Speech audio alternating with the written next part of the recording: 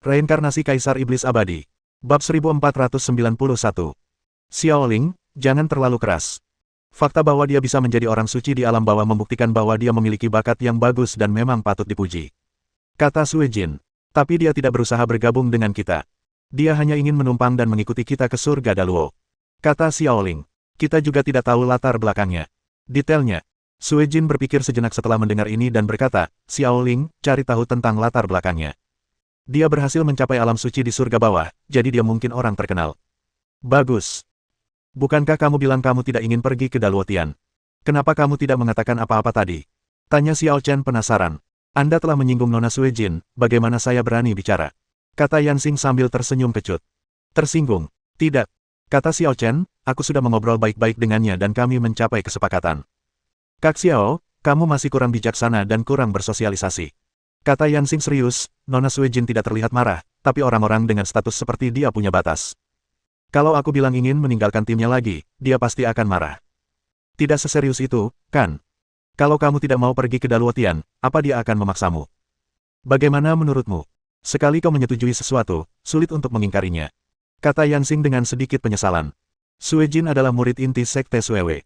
Konon dia telah mengembangkan 4 cahaya suci dan sangat kuat. Kalau kita benar-benar membuatnya marah, kita akan berada dalam situasi yang mengerikan. Baiklah, itu urusanmu sendiri, putuskan sendiri. Xiao Chen tidak memaksa Yansing untuk membuat pilihan. Selain itu, kepergian Yansing ke klan suci hanya berarti ada ketidakpastian, bukan berarti pasti akan ada bahaya. Mungkin ini adalah kesempatan yang akan menguntungkannya dan memungkinkan dia bergabung dengan Sekte Suewe, tetapi itu masih harus dilihat. Keesokan harinya, semua orang berkumpul di istana dan bersiap berangkat ke Daluotian. Xiao Chen dan Yansing tentu saja juga ada di tim. Xiao Chen melihatnya sekilas dan mendapati totalnya ada 13 orang, mungkin semuanya adalah jenius yang direkrut oleh Sue Jin di surga bawah. Dia berlari sebagian besar dari 18 hari yang lebih rendah, yang menunjukkan kegigihan dan kesabarannya. Tak lama kemudian, Sue Jin muncul, diikuti oleh barisan dayang-dayang bersenjatakan pedang, tampil megah. Dia berganti ke gaun putih salju, yang membuatnya tampak lebih keren dan cantik, tetapi sengaja atau tidak sengaja, matanya bergerak melewati kerumunan dan jatuh pada Xiao Chen. Berangkat. Tanpa banyak bicara, Sue Jin memimpin tim pergi. Sue Jin berstatus bangsawan, jadi ketika dia menemui orang yang bertanggung jawab atas susunan teleportasi, dia diperlakukan sangat berbeda dari Xiao Chen. Susunan teleportasi Daluotian yang tertutup dibuka untuk Sue Jin tanpa kejutan apapun. Susunan teleportasi cukup besar untuk mengangkut sekelompok lebih dari 20 orang sekaligus. Salah satu dari 9 surga tengah, surga Daluo. Setelah memasuki surga Daluo, seseorang dapat segera dan dengan jelas merasakan bahwa aturan langit dan bumi lebih kuat daripada aturan di surga bawah, energi ilahi lebih kaya, dan tampaknya seseorang dapat menyentuh asal-usul Tao dengan lebih mudah. Orang yang mempunyai bakat pemahaman yang sama pasti akan lebih cepat jika ia berlatih di surga tengah daripada di surga bawah. Tempat apa ini? Xiao Chen terbang ke langit, melihat sekeliling, dan menemukan bahwa mereka telah diteleportasi ke kota kuno yang tidak terlalu makmur. Intuisinya mengatakan bahwa ini pasti bukan tempat tinggal keluarga kerajaan Daluo. Daluotian, kota kuno Huanqin. Jawab Sue Jin, masih agak jauh dari tempat klan suci berada. Nona Sue Jin, aku tidak akan pergi ke klan suci bersamamu. Apa kau tahu cara menuju ke keluarga kerajaan Daluo? Tanya Xiao Chen. Kau akan pergi ke kerajaan Daluo. Sue Jin terkejut. Baiklah, aku akan bertemu seorang teman. Kata Xiao Chen jujur. Saat kita pergi ke klan suci, kita akan melewati kerajaan Daluo, dan kita bahkan bisa berjalan bersama sebentar. Sue Jin menunjuk area laut berkabut di depan dan berkata, kerajaan Daluo ada di seberang Laut Neter. Laut Neter. Xiao Chen melihat ke arah laut. Wilayah laut ini memiliki aturan khusus dan sangat berbahaya. Terkadang, binatang buas purba yang namanya tidak dapat kita ingat muncul di area tengah. Semua orang harus berhati-hati. Sue Jin mengingatkan Xiao Chen dan yang lainnya. Karena mereka menuju ke arah yang sama, Xiao Chen terus mengikuti Sue Jin dan kelompoknya. Saat menyeberangi Laut Neter, Xiao Ling, gadis berpakaian hijau, terbang ke sisi Xiao Chen. Sikapnya benar-benar berbeda dari kemarin. Ia bertanya dengan nada yang agak menyanjung, Tuan Xiao, apakah Anda dari Sekte San Yue? Kemarin, dia diperintahkan untuk menyelidiki identitas Xiao Chen. Saya pikir saya tidak akan bisa menemukan kebenaran dalam 1 hari. Namun saat bertanya kepada Diaken yang bertugas mendaftarkan susunan teleportasi, dia mengetahui bahwa Xiao Chen memiliki tanda identitas Sekte San Yue. Rahasia ini membuatnya takut. Kalau dulu, dia bahkan belum pernah mendengar tentang Sekte San Yue, jadi tentu saja dia tidak akan menganggapnya aneh. Namun, wanita muda itu baru saja kembali dari Galalantian dan mendengar kabar bahwa Mo Fengxiang tewas di tangan Sekte San Yue. Bagaimana mungkin dia tidak menyadari hubungannya? Sue Jin telah terbang di depan, dan mungkin memperhatikan Xiao Ling mendekati Xiao Chen, jadi dia memperlambat lajunya secara sengaja atau tidak sengaja dan datang di depan Xiao Chen, seolah-olah menunggu jawaban Xiao Chen. Apakah aneh kalau kau dari Sekte San Yue? Tanya Xiao Chen. Tuan Xiao, apakah Anda pernah bertemu Mo Fengxiang? Sue Jin tiba-tiba bertanya. Xiao Chen terkejut, lalu tampak memahami sesuatu, dan berkata sambil tersenyum, mungkinkah Nona Sue Jin pergi ke Jialantian untuk merekrut Mo Fengxiang? Itu benar, tapi sayangnya sudah terlambat, dia terbunuh. Kata Sue Jin sambil menatap mata Xiao Chen. Xiao Chen mengaku, tidak perlu menguji, Mo Fengxiang benar-benar mati di tanganku. Mata Sue Jin berbinar dengan cahaya aneh saat mendengar ini. Xiao Ling bahkan lebih terkejut dan berkata, Mo Fengxiang sudah mengolah cahaya suci. Jika kau bisa membunuhnya sepenuhnya, kau pasti sudah mengolah setidaknya 2 cahaya suci, kan? Yah. Sejujurnya, aku bahkan tidak tahu apa cahaya suci yang kau bicarakan. Nada bicara Xiao Chen terdengar tak berdaya. Dari Linya, dia mendengar konsep cahaya suci, mengatakan bahwa Mo Fengxiang adalah alam suci yang telah mengolah cahaya suci, yang lebih kuat dari alam suci biasa. Namun karena dia tidak berada dalam sistem alam suci, dia tidak tahu apa itu cahaya suci. Kamu tidak tahu cahaya suci. Xiao Ling penuh dengan kecurigaan, mengira Xiao Chen menipunya. Sekalipun Anda belum mengolah cahaya suci, Anda seharusnya tidak asing dengan konsep tersebut. Kebohongan ini terlalu palsu. Sue Jin mengerti apa yang dikatakannya dan berkata, setiap orang punya rahasia masing-masing. Karena Tuan Xiao sedang berlatih teknik yang bisa menyembunyikan auranya, dia pasti berusaha menyembunyikan kekuatannya. Sungguh tidak sopan kita bertanya langsung padanya. Sue Jin jelas salah. Xiao Chen tidak sengaja menyembunyikan dirinya, tapi begitulah cara dia berlatih. Orang biasa memang tidak bisa merasakan kedalamannya. Namun, Xiao Chen tidak menjelaskan, dan mengikuti kata-kata Sue Jin dan berkata, Nona Sue Jin benar-benar pengertian, terima kasih atas pengertian Anda. Tidak apa-apa, tapi Tuan Xiao, ingatlah bahwa kau berutang budi padaku. Kata Sue Jin dengan nada bercanda. Tentu saja, Xiao Chen mengangguk. Kalau begitu, ayo kita lanjutkan. Setelah Sue Jin selesai berbicara, dia terbang ke depan tim lagi. Laut Nether sangat luas. Meskipun kelompok ini memiliki tingkat kultivasi yang tinggi, mereka tetap membutuhkan waktu yang lama untuk menyeberanginya. Awalnya, suasananya damai dan tenang. Namun, saat mereka baru saja mencapai pusat Laut Nether, pemimpin Sue Jin tiba-tiba berhenti dan berkata dengan sungguh-sungguh, semuanya, hati-hati, ada sesuatu yang tidak biasa. Bab 1492. Nona, apa yang terjadi? Tanya Xiao Ling bingung. Ia tidak menyadari ada yang aneh. Aku belum tahu, tapi aku baru saja melihat beberapa fluktuasi energi yang tidak biasa di depan. Energi seperti ini, sangat berbahaya. Sue Jin tampak serius dan sangat waspada. Aura berbahaya itu jelas merupakan aura api yang sangat kuat. Namun, Laut Nether adalah tempat yang sangat dingin. Orang-orang di bawah alam suci akan mati beku jika tidak berhati-hati saat menyeberanginya, dan mereka tidak akan mampu menahan dinginnya. Aneh sekali energi api mengerikan seperti itu muncul di tempat ini. Api suci. Di tengah kerumunan, hanya Xiao Chen yang berbisik pada dirinya sendiri, tatapannya yang dalam menatap ke jurang Laut Nether, seolah-olah dia bisa melihat menembus kabut dan melihat hakikat. Samar-samar, ia melihat seorang pria memanipulasi api dan memurnikan obat di dalam jurang. Alkimia. Xiao Chen langsung tertarik. Terlepas dari tingkat kemampuan alkimia orang ini, api yang dikendalikannya saja sudah cukup untuk menariknya. Ngomong-ngomong soal itu, dia memiliki kaisar api pemakan jiwa di tangannya, dan itu juga cocok dengan 11 jenis aura kaisar api lainnya. Jika ke-12 jenis api kekaisaran terintegrasi sepenuhnya, mereka seharusnya mampu mencapai tingkat api suci. Tapi teori tetaplah teori. Xiao Chen tidak pernah benar-benar mengintegrasikannya. Dia biasanya hanya menggunakan api kaisar pemakan jiwa saat memurnikan pil. Pada saat ini, api yang digunakan oleh orang yang memurnikan obat di jurang Laut Nether sudah pasti adalah api tingkat suci, yang jauh lebih tinggi daripada api kaisar pemakan jiwa.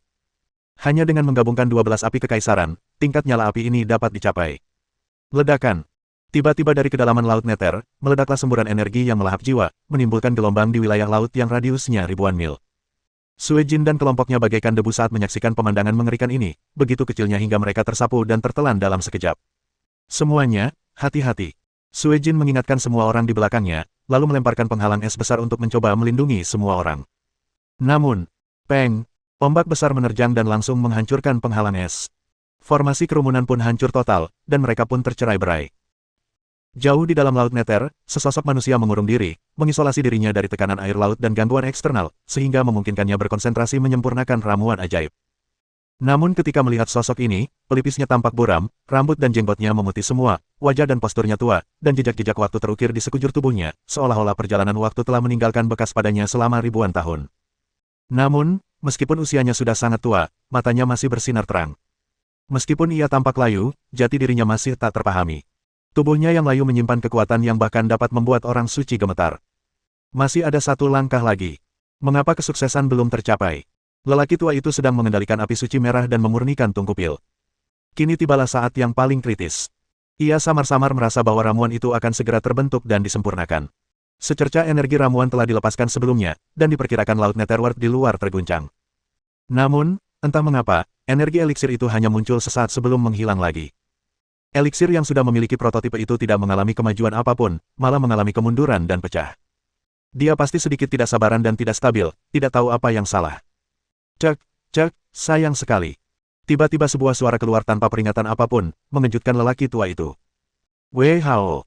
Dia segera menjadi waspada dan memindai dengan indera spiritualnya. Namun di ruang tertutup yang seharusnya hanya dia seorang pemuda tiba-tiba muncul.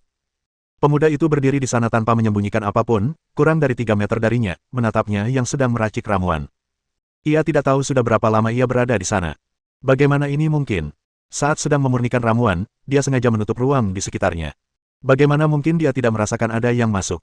Lagi pula, pemuda ini mungkin tidak hanya masuk begitu saja, dia mungkin sudah mengawasi di sana cukup lama. Ada seseorang dalam jarak 10 kaki, tetapi dia bahkan tidak menyadarinya. Mungkinkah saya terlalu fokus memurnikan ramuan tersebut dan mengabaikannya? Siapa kamu? Orang tua itu sedikit tenang dan menatap Xiao Chen. Namun semakin aku memperhatikan, semakin takut pula aku. Karena bagaimanapun juga, Xiao Chen tidak terlalu tua. Baginya, dia hanyalah seorang junior di antara para junior.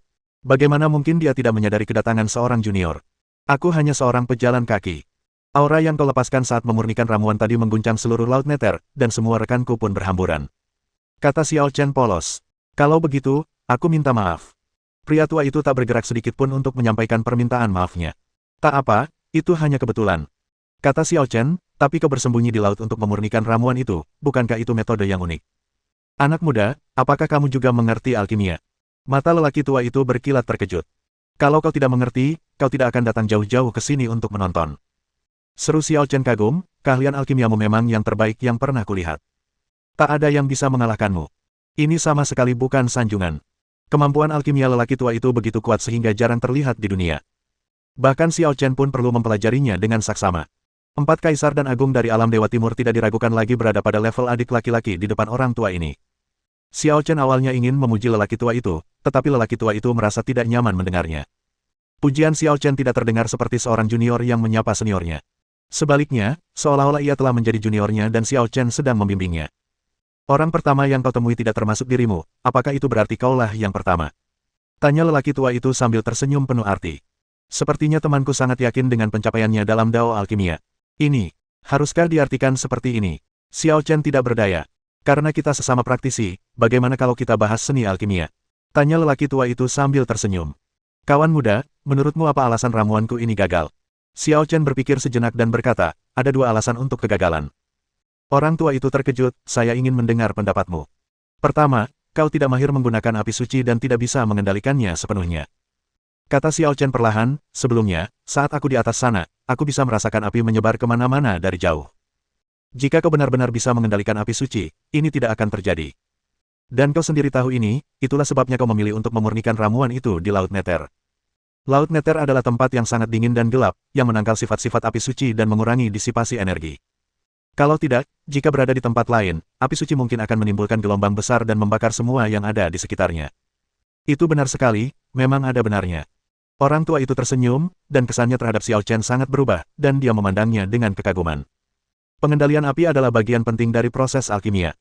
Kesalahan sekecil apapun dapat merusak eliksir atau bahkan mencegahnya terbentuk. Ketika ia gagal dalam memurnikan ramuan, reaksi pertamanya adalah masalah pengendalian api. Namun pada akhirnya, ia merasa bahwa ini bukanlah akar permasalahannya. Bagaimana dengan alasan kedua? Orang tua itu menunggu jawaban Xiao Chen. Dia sendiri menyadari masalah pengendalian api. Dia tidak dapat memikirkan alasan utamanya. Kedua, itu salahmu sendiri. Xiao Chen menatap lelaki tua itu dan berkata, apakah karena aku? Tanya lelaki tua itu bingung. Yah, kau membuatku merasa kau tidak cocok dengan dunia ini. Kata Xiao Chen tenang, memurnikan pil biasa mungkin berhasil dengan mengikuti prosedur konvensional. Tapi memurnikan pil suci membutuhkan komunikasi dengan hukum langit dan bumi serta nutrisi dari esensi langit dan bumi. Keberadaanmu tampaknya tidak cocok dengan dunia ini, tidak mampu memanfaatkan hukum langit dan bumi serta esensi langit dan bumi. Bab 1493. Tidak dapat menggunakan aturan langit dan bumi serta asal-usul langit dan bumi. Orang tua itu menikmatinya dengan saksama, dan tiba-tiba ia mendapat pencerahan. Begitu ya, aku terlalu tidak sabar. Lagi pula, aku sudah mengisolasi diri begitu lama sampai-sampai aku kehilangan kontak dengan dunia ini dan belum sepenuhnya beradaptasi. Pria tua itu mengerti alasan kegagalannya, dan ia semakin menghormati Xiao Chen. Ia tidak lagi memandang rendah Xiao Chen karena usianya. Namun akhirnya dia menghela napas lagi dan berkata, sayang sekali semua ramuan ini terbuang sia-sia. Bahan-bahan obat yang digunakan untuk memurnikan ramuan suci sangatlah berharga. Jika Anda gagal kali ini, akan dibutuhkan biaya yang sangat besar untuk memperbaikinya di kali berikutnya. Apakah kamu tidak akan melanjutkan? Tanya Xiao Chen. Orang tua itu menggelengkan kepalanya dan berkata, seperti katamu, aku tidak bisa memurnikan pil suci saat ini. Percuma saja memaksakannya. Karena kamu sudah menyerah, kenapa tidak biarkan aku mencobanya? Xiao Chen tiba-tiba berkata, membiarkanmu mencoba. Orang tua itu menatap Xiao Chen dengan heran. Ya, kata Xiao Chen, tapi aku harus menyatakan sebelumnya bahwa aku belum pernah memurnikan pil suci, jadi aku tidak yakin bisa berhasil. Kalau akhirnya gagal, kau tidak bisa memerasku dan meminta ganti rugi. Kau bercanda, anak muda. Aku masih harus menyelamatkan mukaku. Kata lelaki tua itu dengan malu. Kalau begitu aku akan mencobanya. Xiao Chen melangkah maju dan menatap tungku alkimia platinum yang luar biasa. Digunakan untuk memurnikan ramuan suci, saya khawatir tungku ramuan ini setingkat senjata suci. Saya harus mengatakan bahwa orang tua ini sangat murah hati dan jelas bukan orang biasa.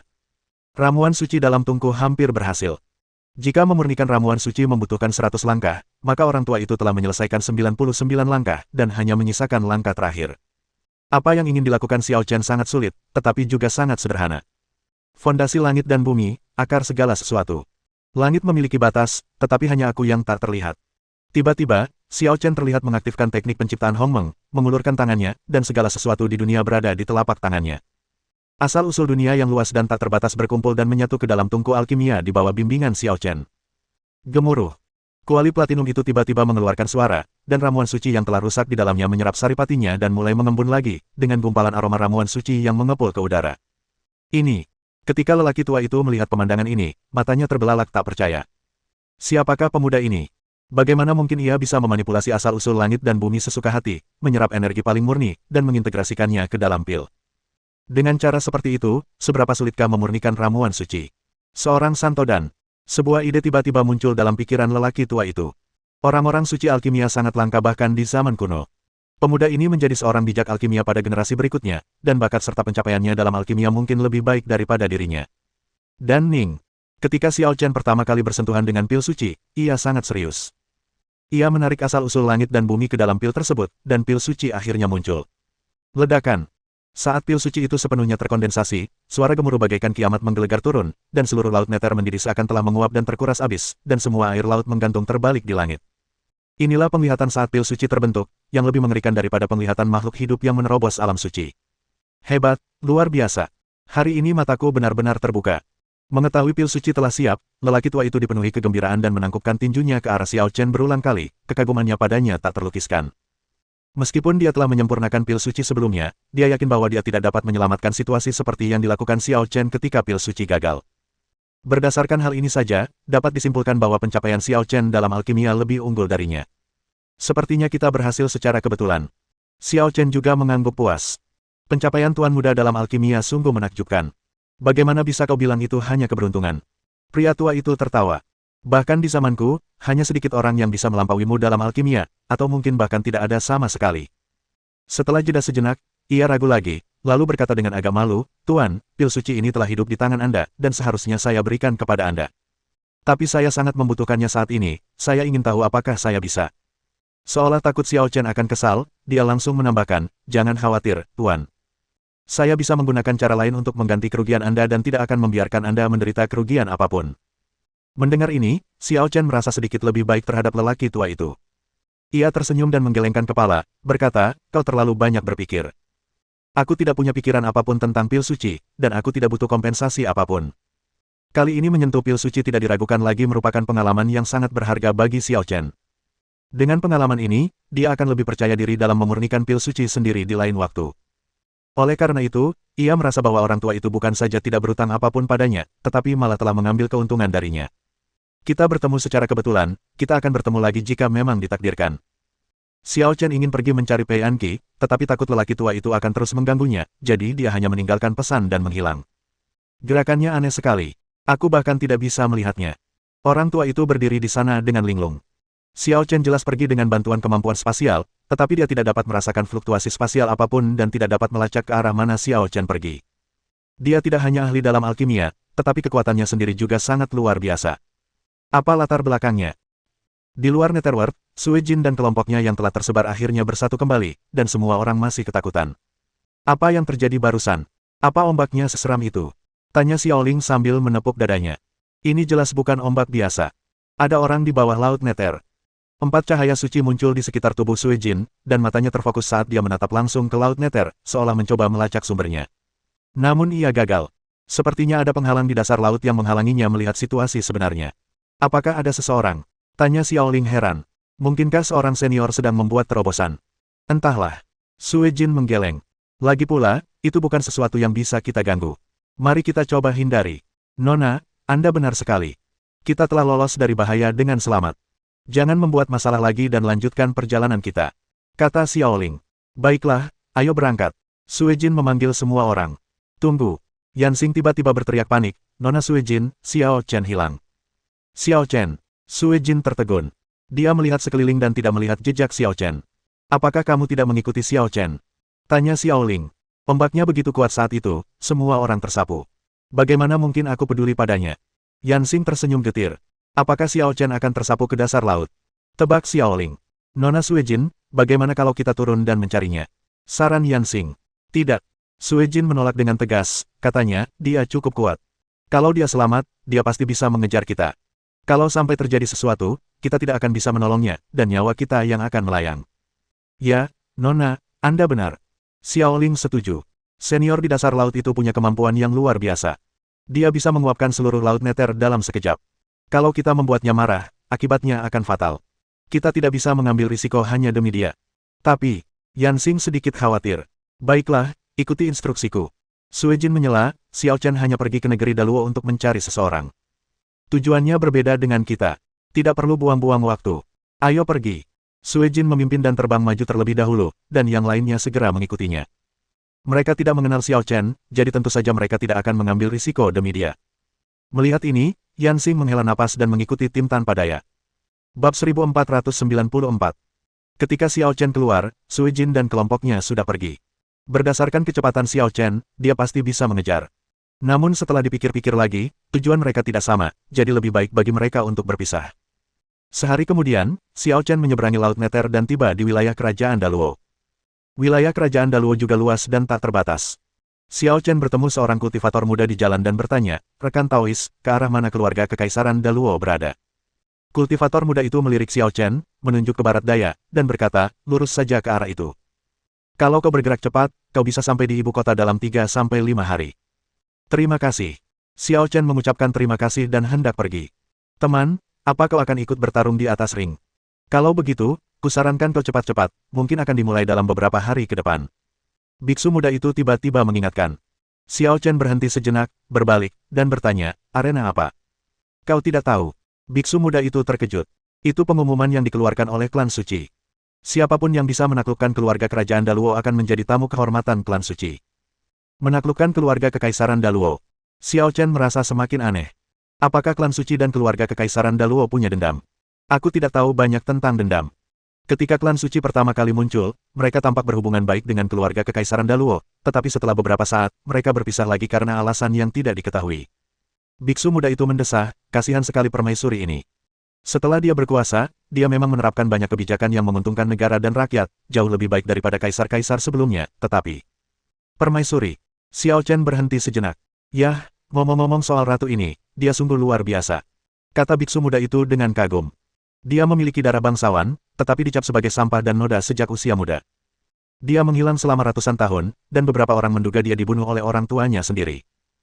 Namun, lebih dari 30 tahun yang lalu, ia tiba-tiba kembali dengan kekuatan besar, mengalahkan wali keluarga kerajaan yang paling senior dan berkuasa dengan tangan kosong, memaksa ayahnya turun tahta dengan paksa, dan menjadi permaisuri, memancarkan kekuatannya yang dominan.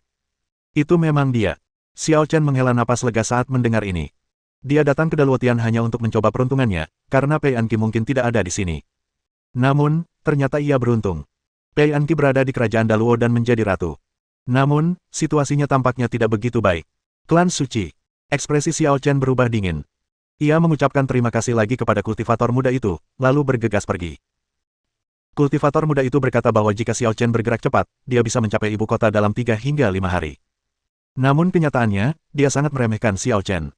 Khawatir akan keselamatan Pei Anqi, Xiao Chen terbang dengan kecepatan tinggi dan melintasi kerajaan Daluo dalam waktu kurang dari 1 jam dan tiba di ibu kota kerajaan Daluo. Lagi pula, jika Xiao Chen serius sekarang, kecepatannya akan jauh melampaui senjata terbang ajaib apapun dan dia dapat menempuh jarak miliaran mil dalam sekejap. Situasinya memang serius. Ketika Xiao Chen berdiri di luar istana, dia mendapati banyak orang kuat sedang bersembunyi di sekitar istana, dan banyak kekuatan tengah mengamatinya dengan penuh rasa iri. Namun untungnya, waktu untuk pengepungan sesungguhnya terhadap keluarga kerajaan Daluo belum tiba, jadi Pei Anqi seharusnya masih aman. Selama orang-orang aman, belum terlambat. Xiao Chen memikirkannya, dan pikirannya lenyap. Selama periode ini, keluarga kerajaan Daluo harus dijaga ketat, dengan formasi penghalang diaktifkan dan pertahanan mutlak diterapkan. Namun Xiao Chen menyelinap masuk secara diam-diam, tanpa menyentuh lingkaran sihir apapun, dan tidak seorang pun dapat menyadarinya. Mantan keluarga kerajaan Daluo dapat dikatakan sebagai kekuatan dominan di surga Daluo, yang mampu menekan klan Ji dan menguasai dunia. Namun, di bawah pengaruh era baru dan munculnya banyak orang berbakat, keluarga kerajaan Daluo tidak beruntung dan tertinggal. Selain itu, karena mereka telah menyinggung klan suci saat ini, banyak orang memutuskan hubungan dengan keluarga kerajaan Daluo, dan beberapa anggota keluarga kerajaan memilih untuk pergi dan melarikan diri kemana-mana. Istana sebesar itu tampak sangat kosong dan sunyi, hanya ada sedikit orang yang mempertahankannya. Pada saat ini, di koridor panjang istana kekaisaran, seorang pria parubaya dan seorang wanita bermartabat menghentikan seorang gadis muda berjubah panjang. Gadis itu sangat cantik, berwatak tenang, mengenakan jubah panjang dan bersikap anggun. Meskipun dua orang di depannya adalah saudara-saudaranya, ia hanya merasakan rasa jijik dan bosan yang tak berujung, lalu berkata dengan dingin, "Apa yang kalian lakukan di sini? Kembalilah ke istanamu sendiri. Angi, sudah saatnya, berhentilah keras kepala." Wanita itu mencoba membujuknya, matanya merah dan nadanya penuh permohonan. Jika orang lain tidak mengetahui kebenaran yang tersembunyi, mereka mungkin akan berpikir bahwa wanita itu sangat mencintai putrinya dan mengungkapkan perasaannya yang sebenarnya. Sayangnya, hati Pei Anqi tetap tenang, dan dia bahkan memiliki sedikit ejekan, "Ibu, tolong jangan menangis, itu membuatku sakit." Mendengar itu, wanita bangsawan itu terdiam sejenak, lalu menutupi mukanya dan menangis, merasa amat tertekan, betapa besar dosa yang telah aku perbuat. "Angel, bagaimana caramu berbicara dengan ibumu?" tanya pria parubaya di sampingnya dengan suara berat. "Bagaimanapun, dia adalah ibu kandungmu, dan aku adalah ayah kandungmu, orang yang paling dekat denganmu di dunia ini." "Haha, Pei Ming, apa kau tidak punya rasa malu sedikit pun?" Pei Anqi mencibir, "Ketika kau memerintahkanku untuk dibunuh, kenapa kau tidak menyebutkan hubungan darah? Itu ratusan tahun yang lalu. Kenapa kau masih berpegang teguh pada itu?" Pei Ming berkata, "Aku akui keputusanku saat itu salah, tapi bukankah kau baik-baik saja pada akhirnya? Kau bahkan berhasil menemukan berkah tersembunyi dan membangkitkan fisikmu. Kalau tidak, bagaimana mungkin kau bisa mencapai begitu banyak hal hari ini? Menurutmu, aku seharusnya berterima kasih padamu karena telah mengeluarkan perintah pembunuhan." Pei Anqi tertawa, tetapi senyumnya dipenuhi kesedihan yang tak tersamarkan. "Lalu apa maumu? Apa kau akan membiarkan kami mati?" tanya Pei Ming dengan marah. "Kalau aku mau membunuhmu, aku pasti sudah melakukannya saat aku kembali. Tidak semudah itu memintamu turun tahta." Pei Anqi mencibir, "Sekarang aku kaisar keluarga kerajaan Daluo. Kalian berdua bisa menikmati masa pensiun kalian dengan tenang. Kalian tidak berhak ikut campur dalam urusanku." "Kau benar-benar bingung," lanjut wanita bangsawan itu, "apa kau benar-benar berpikir kau bisa melawan para orang suci sendirian? Kalau kau melakukan ini, kau akan membawa seluruh keluarga kerajaan ke dalam situasi yang tak terelakkan. Membunuh mereka sudah sepantasnya, kenapa aku harus peduli?" Pei Anqi berkata dingin, "Kalian berdua, kalian akan dikubur bersamaku. Kita bertiga adalah keluarga, dikubur bersama setelah kematian, tidak apa-apa. Kamu, bagaimana mungkin kamu mengucapkan kata-kata yang keterlaluan seperti itu?" Pei Ming mengangkat tangannya dengan marah. Namun Pei Anqi jauh lebih kuat darinya dan mencengkeram pergelangan tangannya di udara. "Saya pengkhianat, tapi saya tidak akan melupakan siapa yang menyebabkan ini." Pei Anqi menepis tangan Pei Ming dengan keras, berbalik dan pergi, meninggalkan mereka berdua dengan tatapan tak berperasaan. Pei Anqi kembali ke istana sendirian. Kamar tidur yang mewah dan luas itu tampak sunyi dan sepi, tanpa seorang pun dayang atau pembantu istana. Namun, Pei Anqi sudah terbiasa. Ia berjalan ke meja rias dengan kaku, menghadap cermin perunggu, mengambil sisir giok, dan menyisir rambut panjangnya dengan lembut. Ia bergerak sangat lambat, dan ekspresinya tak lagi sedingin dan sesombong sebelumnya. Malahan, ia tampak sedikit bingung dan sedih, seolah ada yang kurang. "Sehat." Setelah sekian lama, dia mendesah berat. Pada saat ini, siapa yang dapat memahami perasaannya? "Apakah kamu sedang merasa terganggu?" Tiba-tiba, Sebuah suara terdengar di kamar tidur yang dingin dan sunyi ini, menyebabkan tubuh halus Pei Anki gemetar. Bab 1495. Suara ini. 10.000 kemungkinan langsung muncul dalam pikiran Pei Anki, dan napasnya hampir berhenti. Apakah itu dia? Tidak, itu tidak mungkin. Tetapi mengapa suara ini terdengar begitu familiar?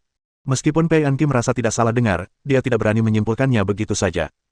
Dia takut semakin besar harapannya, semakin besar pula kekecewaannya. Siapa itu? Pei Anki tiba-tiba berbalik, matanya menyapu setiap sudut kamar tidur. Tak lama kemudian, dia melihat seorang pemuda bersandar pada balok melingkar tak jauh darinya. Pemuda itu tampaknya telah bersandar di sana cukup lama dan masuk ke kamar tidur lebih awal darinya, tetapi dia tidak pernah menyadarinya. Namun, semua ini tidak penting. Saat Pei Anki melihat jelas penampilan anak laki-laki itu, air mata mengaburkan pandangannya. Apakah itu benar-benar kamu? Dia bahkan tidak berani memanggil nama itu, karena takut itu hanya ilusi yang akan hancur jika disentuh. Sebenarnya aku sudah di sini cukup lama, tapi aku melihatmu sedang mengobrol dengan orang tuamu di sana, jadi aku tidak ingin muncul. Jadi aku menunggumu di sini. Xiao Chen berusaha berbicara dengan nada santai, berjalan mendekati Pei Anki selangkah demi selangkah, menyeka air matanya, dan berkata tanpa daya, bagaimana kau bisa sebodoh itu? Aku sudah mengajarkanmu jalan hidup, bagaimana mungkin aku bisa mati semudah itu? Pei Anki sedikit gemetar, dan air matanya tidak hanya tidak berhenti, tetapi malah mengalir semakin deras. Namun kali ini, dia gembira dan senang. Dia bisa merasakan kehangatan Xiao Chen, begitu dekat dan dalam jangkauannya. Wuh! Pei Anki melemparkan dirinya ke pelukan Xiao Chen, memukulnya pelan, menangis dan merasa kesal, siapa yang menyuruhmu menghilang selama lebih dari 100 tahun tanpa muncul dan bahkan tidak memberiku pesan. Ada alasan untuk ini. Xiao Chen mendesah. Apa yang telah terjadi? Pei Anki mengangkat kepalanya dan menatap Xiao Chen cukup lama, lalu tiba-tiba menggelengkan kepalanya dan berkata, lupakan saja, tidak masalah. Selama kamu bisa kembali dengan selamat, yang lainnya tidak penting. Ini tidak penting. Bagaimana dengan bisnismu? Tanya Xiao Chen. Urusanku. Pei Anki terkejut. Kau tahu. Yang ku tahu sekarang hanyalah kau dan klan Sein berseteru. Aku tidak tahu detailnya.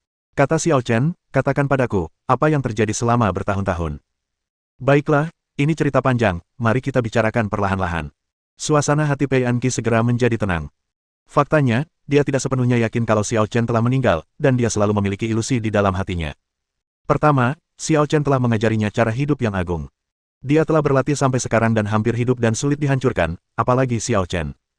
Kedua, dia pergi menemui Bai Yiyu dan menghadapinya secara langsung. Meskipun Bai Yiyu yakin bahwa Xiao Chen telah meninggal, dia mendengar banyak kesalahan dan merasa bahwa Bai Yiyu berbohong. Awalnya, aku berencana menunggumu di luar negeri keberuntungan. Tapi kemudian, aku mendengar tentang Bai Yiyu. Dia bahkan membual bahwa dia telah membunuhmu sendiri.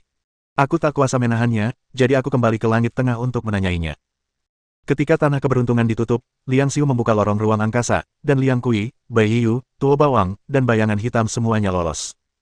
Kata Xiao Chen, itu keberuntungan mereka. Aku tidak ingin mengejar mereka saat itu, jadi aku membiarkan mereka pergi begitu saja. Pencapaian Liang Xiu di jalan ruang angkasa memang mengesankan.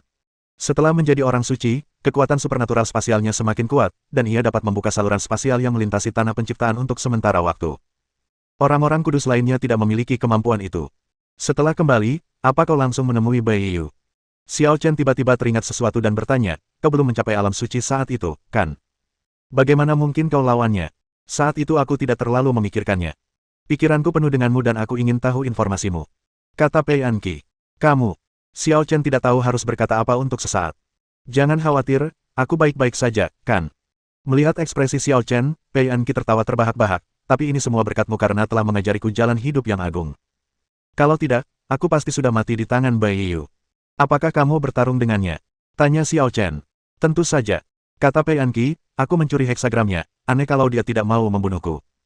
Dan dia memfitnahmu, aku juga ingin membunuhnya, tapi aku tidak cukup kuat. Dia melancarkan serangan terkuat di alam suci, berniat membunuhku, tapi kekuatan tanda kehidupan meledak, membuatku bisa melarikan diri. Setelah itu, aku bersembunyi dan mengabdikan diri untuk berkultivasi. Akhirnya aku berhasil mencapai alam suci. Aku yakin bisa mengalahkan Bai Yiyu dan ingin membalas dendam padanya lagi, tapi... Pada titik ini, Pei Anki menghela napas dan berkata, klan suci Bai Yiyu telah bangkit kembali. Dia tidak lagi sendirian.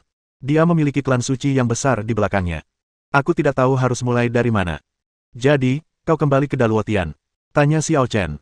Yah, aku sadar aku tak bisa membunuh Bai Yiyu sendirian, jadi aku ingin mengembangkan kekuatanku sendiri. Sekembalinya ke Daluotian, aku mengalahkan seorang senior tingkat Sein dari keluarga kerajaan, memaksa ayahku turun tahta, dan merebut kekuasaan sendiri. Pei Anqi berkata perlahan, pada saat itu, kebetulan juga muncul klan Sein di Daluotian, yang memberiku ide. Xiao Chen merenung dengan hati-hati dan tiba-tiba berkata, kau ingin menggunakan klan suci Daluotian untuk menghadapi klan suci di belakang Bai Yiyu. Hanya ini jalannya. Pei Anqi mendesah, klan Sein adalah klan super yang memproklamirkan diri sejak zaman kuno. Latar belakang mereka tak terduga, dan para ahli di dalamnya tak terbayangkan. Lalu mengapa kau menjadi musuh klan suci lagi? Tanya Xiao Chen. Mendengar ini, Pei Anqi tersenyum pahit dan berkata, pertama kali aku bertemu dengan seorang ketua suci dari klan suci. Dia sangat kuat dan memegang posisi yang sangat penting di klan suci.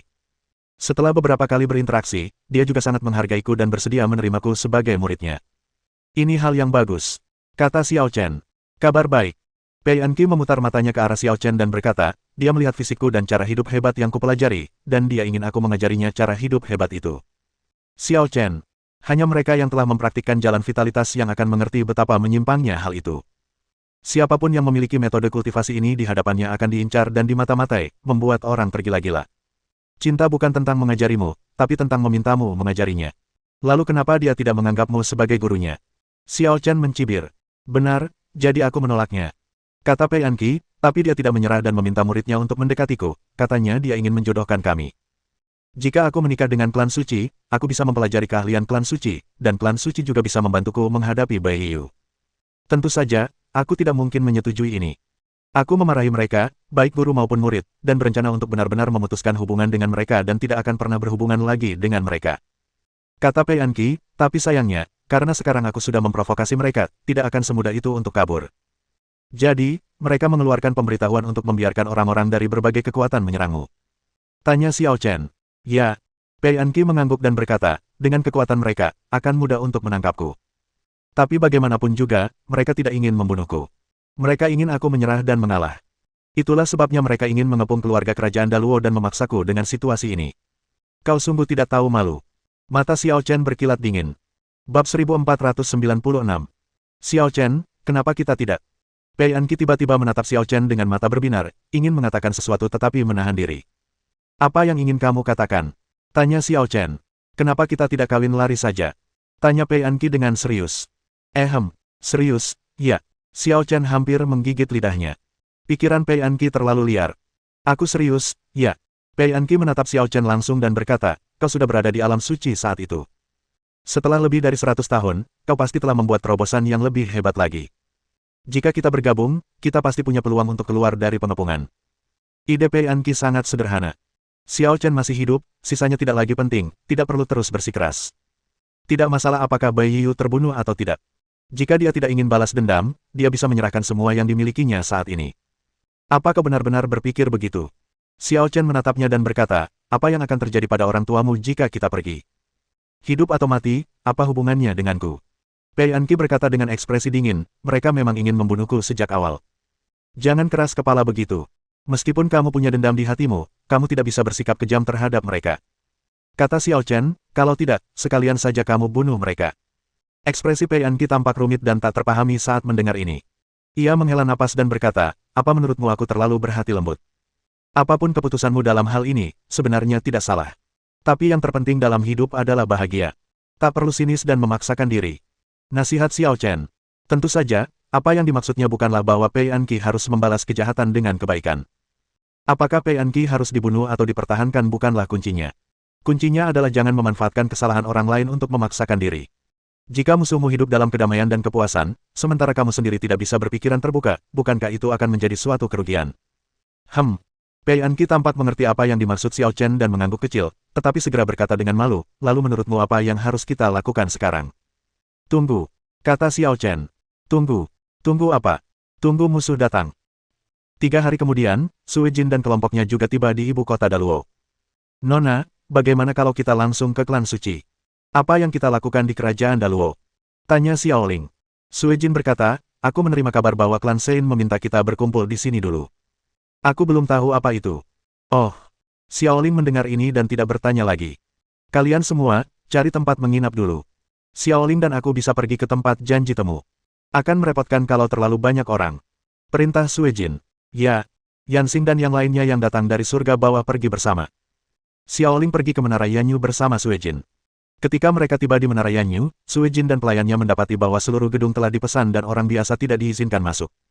Setelah Sue Jin mengungkapkan identitasnya, dia diizinkan masuk. Saya naik ke lantai 3 dengan hati-hati dan mendapati lantai itu sudah penuh orang. Setelah melirik sekilas, Sue Jin dan Xiao Ling keduanya terkejut. Sekte Linglongtian Qiankun, Fang Chaohai. Sekte Ciyutian Chunyang, Sikong Zaiyue. Istana Ruyutian Jueqing, Jian Xiu. Paviliun Suara Guntur Pemecah Jiwa, Wan Yangjun. Hanya dengan pandangan sekilas, Sue Jin mengenali banyak wajah yang dikenalnya. Mereka berasal dari kekuatan teratas di surga tengah utama, dan semuanya adalah para jenius yang terkenal. Tidak ada seorang pun yang lebih rendah darinya. Hanya itu yang dapat dikenalinya.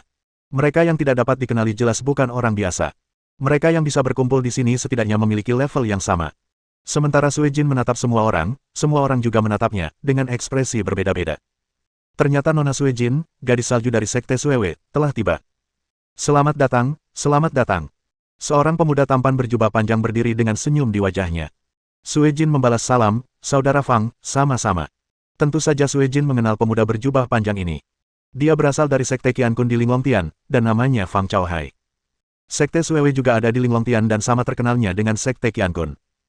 Oleh karena itu, jika kita bertanya siapa yang paling dikenal Sue Jin di tempat kejadian perkara, tidak diragukan lagi orangnya adalah Fang Chaohai.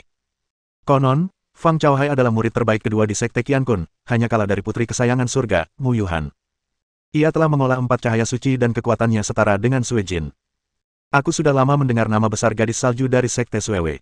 Hari ini, setelah bertemu dengannya, aku bisa melihat bahwa dia memang pantas menyandang reputasi itu. Seorang pemuda anggun berbaju merah melambaikan kipas lipat dan menatap Sue Jin dengan kagum. Kakak senior ini baik sekali. Kata Sue Jin dengan tidak wajar, lalu mengubah nadanya dan berkata, aku ingin tahu, ada masalah penting apa yang membuat begitu banyak kakak dan adik senior berkumpul hari ini untuk membahasnya. Nona Sue Jin belum tahu. Fang Chaohai terkejut. Aku baru saja tiba di Daluotian dan aku tidak tahu apa-apa. Sue Jin menggelengkan kepalanya. Haha, sebenarnya bukan masalah besar. Ini hanya pengepungan terhadap keluarga kerajaan Daluo. Tidak sulit, kata pemuda berbaju merah sambil tersenyum. Benar. Setahu saya, keluarga kerajaan Daluo sudah ketinggalan zaman. Sekarang hanya ada 3 orang suci. Salah satunya setengah cacat, dan yang lainnya tua dan tak berguna. Hanya ratu yang masih punya koneksi. Seseorang setuju. Bukankah mudah untuk menangkapnya? Apakah kita masih membutuhkan begitu banyak orang untuk bertindak bersama? Klan suci juga harus menekankan pencegahan. Dengan begitu banyak dari kita yang bersatu, aura kita sudah cukup untuk mengalahkan keluarga kekaisaran Daluo. Wah, masuk akal. Semua orang setuju. Mengepung keluarga kerajaan Daluo. Sue Jin mengerutkan kening. Mengapa klan suci begitu menentang keluarga kerajaan Daluo tanpa alasan? Ketuk-ketuk-ketuk. Pada saat ini, sekelompok 3 orang lainnya datang ke atas. Ketiga pemuda berpakaian rapi itu dikelilingi aura suci yang terlihat oleh mata telanjang. Mereka tampak arogan, seolah-olah terlahir dengan rasa superioritas atas orang lain. Terutama pemuda jangkung dan tampan berbaju hitam di tengah, yang selalu tersenyum tipis. Statusnya tak diragukan lagi jauh lebih tinggi daripada 2 pemuda di sebelahnya. Putra Suci. Melihat pemuda berpakaian hitam itu, semua pemuda di lantai 3 berdiri, tidak berani menunjukkan sedikit pun rasa tidak hormat, dan membungkuk padanya. Sue Jin belum pernah melihat pemuda berpakaian hitam itu sebelumnya, tetapi dia telah menebak identitasnya dan memberi hormat. Sue Jin memberi hormat kepada Putra Suci. Mendengar ini, pemuda berpakaian hitam itu melambaikan tangannya dan berkata dengan serius, semuanya, tolong jangan salah paham. Saya Ji Jiang. Saya dianggap sebagai keturunan langsung klan suci, tetapi saya bukan Putra Suci. Status Putra Suci itu mulia, dan kita harus merahasiakannya dan tidak boleh sembarangan membicarakannya. Ketika semua orang mendengar ini, mereka tiba-tiba mengerti. Sebenarnya, mereka tidak tahu banyak tentang klan suci. Mereka hanya tahu bahwa Ji Jiang lahir di klan suci dan memiliki status tinggi di klan suci, sehingga mereka menganggap bahwa ia adalah putra dewa. Para orang suci baru saja memasuki dunia, dan mereka tidak semuanya menampakkan diri ke dunia luar sekaligus, melainkan secara bertahap. Ji Jiang dan garis keturunan gurunya adalah perwakilan dari klan suci. Mereka adalah yang pertama memasuki dunia, menjelajahi dunia luar, dan terhubung dengan dunia luar. Kalau begitu, bagaimana kalau kami memanggilmu Tuan Muda? Seseorang bertanya dengan ragu-ragu. Ji Jiang tersenyum dan berkata, selama kamu tidak memberiku gelar tinggi Putra Suci, gelar lainnya tidak penting bagiku. Tuan Ji Jiang memang sangat ramah. Suatu kehormatan besar bertemu dengannya hari ini. Seseorang tak sabar untuk menyanjungnya. Lagi pula, dia jenius dari klan suci. Jika dia bisa dihargai atau berteman dengan mereka, masa depannya pasti cerah. Bab 1497. Ada beberapa orang di tempat kejadian yang ingin mengikuti dan menyanjung Ji Jiang. Namun Ji Jiang menghentikan mereka pada saat yang tepat dan berkata dengan lantang, semuanya, mari kita bicara bisnis dulu. Aku ingin mendengar lebih detail. Sue Jin tidak tahan dengan pujian yang sangat munafik itu dan ingin mencari cara untuk langsung ke intinya. Ji Jiang melirik Sue Jin, entah sengaja atau tidak, dan berkata, sebenarnya, misi ini sangat sederhana. Hanya melibatkan Ratu Daluo, Pei Anqi. Anggota keluarga kerajaan Daluo lainnya tidak penting. Ratu Daluo. Fang Chao Hai merenung, apakah Tuan Ji Jiang sangat membencinya? Sama sekali tidak. Ji Jiang menggelengkan kepalanya. Bukan hanya aku tidak dendam padanya, dia juga pendamping Tao pilihanku. Jadi, saat kalian semua menyerang, jangan sakiti dia. Paksa saja dia ke pojok. Ini. Semua orang saling memandang, seolah-olah mereka memahami sebagian cerita di dalamnya. Tampaknya Ji Jiang menginginkan kecantikan wanita itu, tetapi wanita itu mungkin tidak setuju, dan dia tidak ingin memaksanya sendiri, jadi dia membiarkan mereka menjadi orang jahat. Keturunan klan suci benar-benar tahu cara bersenang-senang. Ji Jiang tentu saja tidak akan memberitahu orang lain bahwa dibandingkan dengan Pei Anqi, dia sebenarnya lebih peduli dengan jalur vitalitas yang dijalani Pei Anqi. Jika manusia dapat memperoleh Tao dan manusia, segala sesuatunya secara alami akan lebih sempurna. Jangan khawatir, Tuan Ji Jiang. Ini masalah kecil. Aku akan mengurusnya, kata Wan Yangjun dari Paviliun Leiyin. Hanya aku, Wan, yang bisa menekan keluarga kekaisaran Daluo dan mewujudkan keinginan Tuan Ji Jiang. Tidak masalah apakah Ji Jiang memiliki selera yang buruk atau berperilaku tidak terkendali. Asal aku bisa membuat Ji Jiang memandangku dengan mata baru dan menjadi sahabat dekatnya, semuanya akan berarti. Saudara Wan, konon ratu sangat sakti. Apa kau yakin bisa mengatasinya sendirian? Mau ku bantu? Seseorang maju, juga ingin memanfaatkan kesempatan itu. Tidak perlu, aku sudah cukup. Wan Yangjun penuh percaya diri dan tidak akan membiarkan orang lain mengambil pujiannya. Haha, karena saudara Wan begitu percaya diri, aku tak sabar menantikan saudara Wan menunjukkan kekuatan sucinya. Ji Jiang tertawa. Mendengar ini, orang lain di tempat kejadian diam-diam menyesal tidak memanfaatkan kesempatan dan membiarkan Wan Yangjun mencuri perhatian. Keesokan harinya, sekelompok jenius terkenal, yang dipimpin oleh Ji Jiang, berkumpul di luar kota kekaisaran, berniat melancarkan serangan. Namun, mereka terkejut karena ada sesuatu yang salah dengan suasananya. Ada apa ini? Lagi pula ini kota kekaisaran, jadi kenapa keamanannya begitu longgar? Tidak ada satu orang pun yang terlihat. Gerbang kota kekaisaran terbuka lebar, tidak ada seorang pun yang terlihat, tidak ada seorang pun penjaga, dan bahkan penghalang telah disingkirkan. Tidak ada pembelaan sama sekali. Apakah ini rencana kota yang kosong? Seseorang mencibir. Haha, kalau sampai tertipu dengan trik ini, bukannya jadi bahan tertawaan. Wan Yangjun tertawa terbahak-bahak, memimpin dan bergegas memasuki kota kekaisaran. Semua orang mengikutinya dari dekat. Setelah melewati kota kekaisaran dan tiba di istana kekaisaran, kami masih tidak melihat seorang pun. Tuan Ji Jiang, tidak ada siapa-siapa di sini. Mungkinkah mereka semua melarikan diri? Seseorang tak kuasa menahan diri untuk bertanya. Ji Jiang juga mengerutkan kening, merasa bingung. Namun pada saat itu, sesosok anggun bergaun ungu melompat dan berdiri di puncak istana, bagaikan dewi yang turun ke bumi. Ji Jiang, apa kau benar-benar menyukaiku sampai membawa begitu banyak orang untuk melamarku? Pei Anqi terkekeh, dan matahari serta bulan pun tertutupi. Ketika Ji Jiang mendengar ini, dia merasa aneh. Sejujurnya, dia belum pernah melihat Pei Anqi tersenyum sejak dia mengenalnya. Dalam kesannya, Pei Anqi selalu berpikiran negatif, sentimental, dan bahkan seolah-olah memiliki perasaan bahwa tidak ada yang lebih menyedihkan daripada hati yang mati. Senyumku hari ini sungguh aneh. Dia dapat melihat bahwa senyum Pei Anqi tidak palsu, senyumnya benar-benar datang dari hati. Dia pasti sangat bahagia saat ini. Tapi mengapa bahagia? Apakah dia menemukan jawabannya? Ji Jiang memikirkannya berulang kali, tetapi hanya bisa menemukan satu penjelasan ini. Ia kemudian berteriak, Anqi, langit dan bumi bisa menjadi saksi perasaanku padamu. Jika kau benar-benar mengerti, ikutlah denganku ke klan suci. Peristiwa hari ini bisa menjadi saksi pertunangan kita. Kamu lebih jago merayu daripada Bai Yiyu. Tapi sayangnya, beberapa orang nggak setuju. Kata Pei Anqi sambil mengacak-acak rambut panjangnya. Siapa? Nada suara Ji Jiang mengeras. Tiba-tiba, suasana aneh muncul antara langit dan bumi, dan sesosok tubuh berjalan keluar dari istana. Kecepatannya tidak cepat, bahkan sangat lambat. Hanya berjalan perlahan dan muncul di depan semua orang. Xiao Chen, Sue Jin dan Xiao Ling sama-sama terkejut saat melihat orang yang tidak terduga muncul. Bukankah Xiao Chen tersapu ke Laut Nether? Kenapa dia muncul di sini? Ji Jiang telah menatap Xiao Chen, dan ketika dia menyadari sesuatu yang aneh pada kedua wanita itu, dia bertanya, Nona Sue Jin, apakah Anda mengenalnya? Aku kenal dia. Aku membawanya dari surga bawah. Sue Jin tidak menyembunyikan apapun dan mengatakan yang sebenarnya. Dari surga bawah. Ji Jiang tertegun dan merasa sedikit bingung. Apa yang dilakukan semut dari tingkat yang lebih rendah di sini, mencoba mengacaukan situasi. Ji Jiang, jika kamu ingin menikah denganku, kamu harus melewatinya terlebih dahulu. Pei Anqi menyerahkan semua urusan kepada Xiao Chen dan hanya duduk santai di atas istana, menyaksikan pertunjukan dari pinggir lapangan. Namun kenyataannya, dia tidak merasa tenang. Ada lebih dari 20 orang jenius berkumpul di sini, dan masing-masing dari mereka sama kuatnya dengan dia. Kekuatan Jijiang bahkan lebih tak terduga. Dia bahkan tidak tahu seberapa kuat Jijiang. Bukannya dia tidak percaya pada Xiao Chen, hanya saja dia tidak tahu bagaimana Xiao Chen akan memecahkan kebuntuan ini. Ia mengusulkan untuk kawin lari dengan Xiao Chen, tetapi Xiao Chen tidak setuju. Ia bersikeras agar ia menjadi penonton dan berjanji akan memberikan jawaban yang memuaskan. Anki, kau benar-benar mengirimnya ke kematian. Jijiang mencibir dan mengedipkan mata pada Wan Yangjun, lalu berkata, Kakak Wan, mari kita lihat bagaimana kau bertindak. Wan Yangjun hendak mengangguk ketika Sui Jin tiba-tiba menyela, Tuan Jijiang, kakak senior Wan, saya kenal dia. Bagaimana kalau saya yang mengurusnya? Jijiang memikirkannya setelah mendengar ini, lalu menatap Wan Yangjun, Kakak Wan, bagaimana menurutmu? Baiklah, aku akan memberikan wajah ini pada Nona Sui Jin. Wan Yangjun menyerah. Terima kasih. Sui Jin berkata sambil melangkah maju dan datang di depan Xiao Chen. Xiao Chen menatap Sui Jin dengan tenang dan bertanya, Nona Sui Jin, masalah ini tidak ada hubungannya denganmu. Kamu tidak perlu ikut campur. Bagaimana mungkin ini tidak ada hubungannya denganku? Sui Jin menatap Xiao Chen dan berkata, aku yang membawamu ke sini. Jika kau menghalangi misi Tuan Jijiang dan Tuan Jijiang menyalahkanmu, aku tidak bisa lepas dari tanggung jawab. Tidak bisakah kau lihat bahwa dia salah dalam masalah ini? Tanya Xiao Chen, tidak ada yang salah dengan ini. Keluarga Kekaisaran Daluo tidak menyinggungmu, dan kau hanya mengikuti perintahnya dan menyerang keluarga Kekaisaran Daluo. Xiao Chen, tahukah kau seperti apa klan suci itu?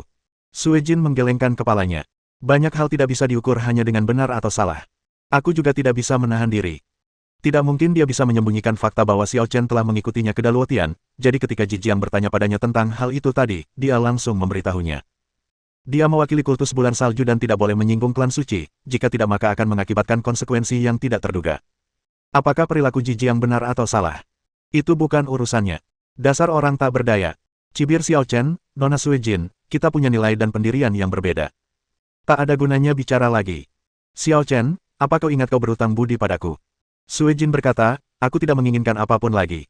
Asal kau pergi dari sini, kita impas. Maaf, aku tidak bisa melakukan itu. Tolak Xiao Chen. Apakah kamu akan melanggar kontrak? Kata Sui Jin dengan marah.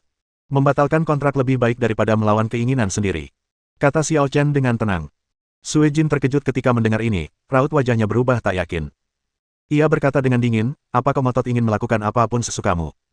Xiao Chen tidak menjawab, namun diam sama saja dengan setuju. Bagus. Sui Jin tiba-tiba melambaikan tangannya, dan kepingan salju beterbangan di langit. Matahari yang terik langsung berubah menjadi kiamat es dan salju. Mendesis. Tekanan pedang yang kuat merobek langit dan bumi dan jatuh ke tangan Sui Jin. Karena aku membawamu ke sini, seharusnya aku juga yang menghabisimu. Xiao Chen, kau yang meminta ini. Bab 1498. Xiao Ling, nona mudamu berusaha sekuat tenaga. Jijiang memandang Xiao Ling, pelayan berpakaian hijau di sampingnya. Xiao Ling tampak sedikit menahan diri di hadapan Jijiang, lalu memaksakan senyum, berkata, kalau begitu Xiao Chen memang orang yang mengikuti kita ke Daluo Tian. Karena ini salah kita, tentu saja kita harus mengambil tindakan untuk menyelesaikannya. Kita tidak akan membiarkan dia menghalangi tujuan mulia Anda, Tuan. Haha. Sebenarnya, tidak perlu terlalu serius. Tidak ada yang bisa menyelesaikan permainan ini hari ini. Kata Jijiang sambil tersenyum. Xiao Ling mendengar ini, tetapi dia tidak setuju. Dalam situasi saat ini, baik Xiao Chen maupun keluarga kerajaan Daluo pasti akan kalah. Jika wanita itu tidak mengambil tindakan, situasinya tidak akan berubah.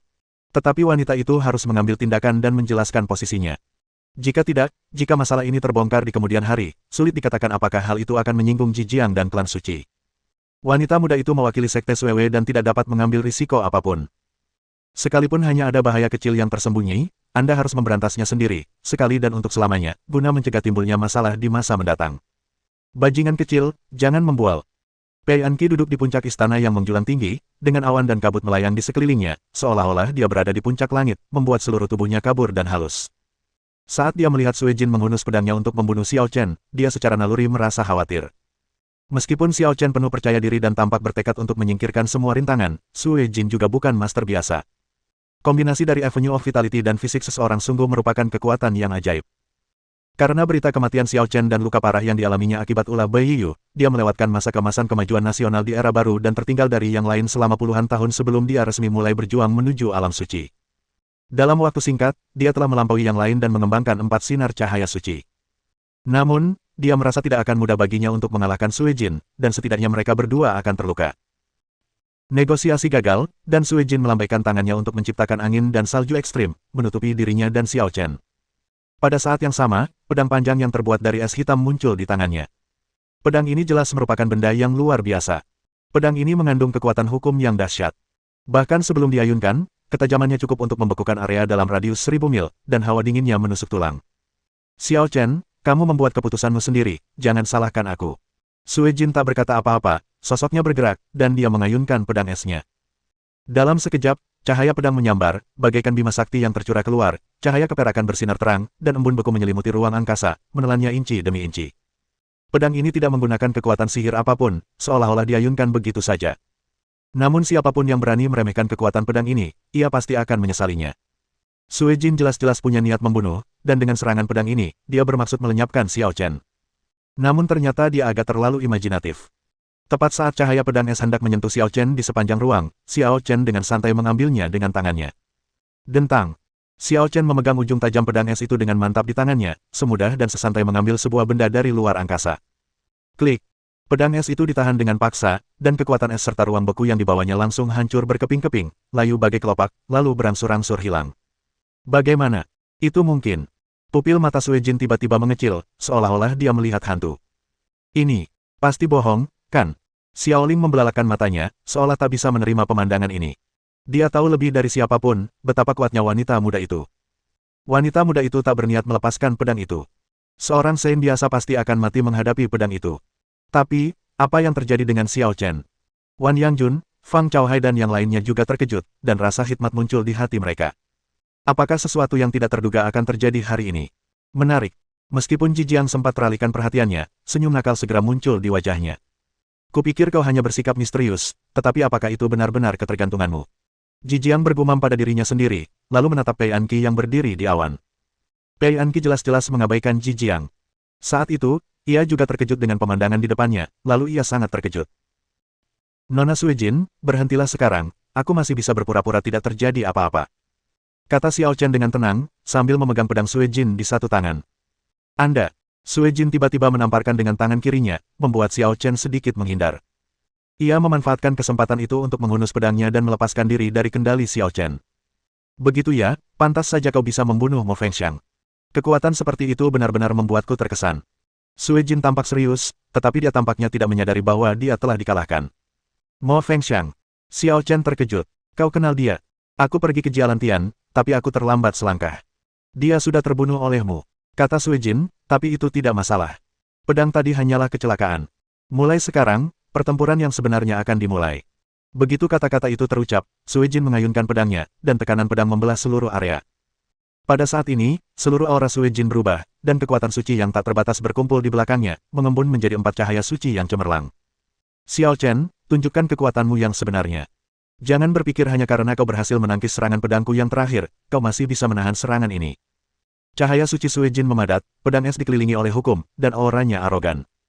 Ada 2 wanita di sekte Suewe, satu adalah gadis salju dan lainnya adalah gadis bulan. Sue Jin adalah gadis salju. Meskipun Sue Jin yakin bahwa dirinya jauh lebih rendah dibandingkan gadis bulan generasi ini dan hanya menduduki peringkat kedua di sekte Suewe, dia memiliki harga diri yang sangat tinggi dibandingkan dengan rekan-rekannya. Meskipun dia tidak berniat menunjukkan belas kasihan pada serangan pedang sebelumnya, itu bukanlah kekuatan penuhnya yang sebenarnya. Pada saat ini, menyadari betapa kuatnya Xiao Chen, ia akhirnya menganggapnya serius.